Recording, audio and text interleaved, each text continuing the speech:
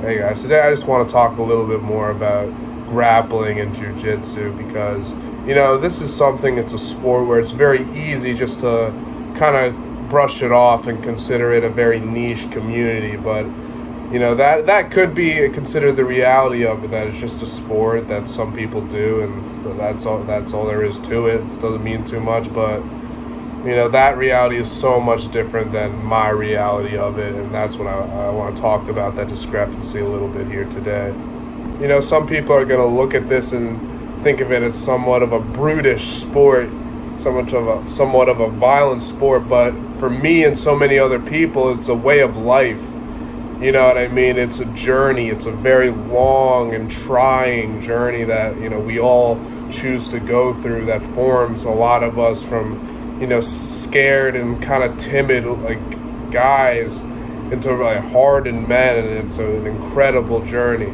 I am by no means an expert. I've only had like a year or two of experience in Brazilian Jiu-Jitsu, and I go into these gyms and there are a lot of people out there that really beat me up, but yeah, I've come a long way for sure, because when I first started, man, I was very skinny. I wasn't that athletic. I didn't have a lot of self-confidence.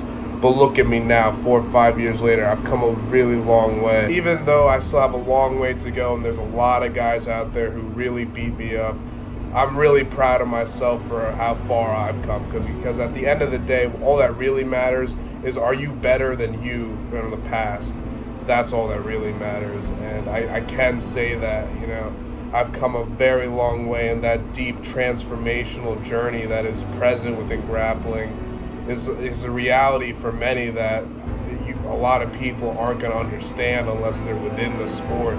I also find the underlying nature of grappling and the sport to be very dramatic and epic in nature that may not be readily apparent at first.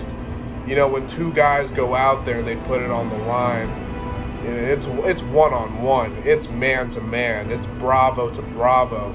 If I go out there and I fight this other guy and he beats me, at the end of it, there's nothing I can say. He was the better man that day.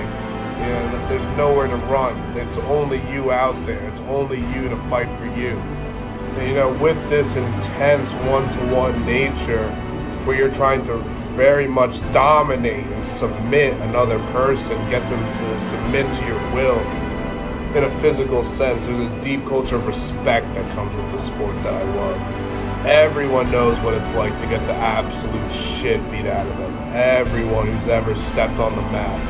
And everyone knows what it's like to also beat up someone. So when you're going to beat up someone, you're not going to humiliate them. You're not going to put them down, because you've been there before.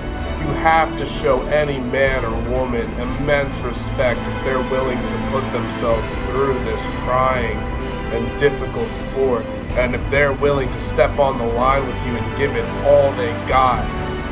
You really learn to respect a lot of people that you wouldn't think too much of at first glance through this sport, and realizing what they're truly capable of and the fire and will they really have under them. I just want to reiterate, I am by no means an expert in this sport.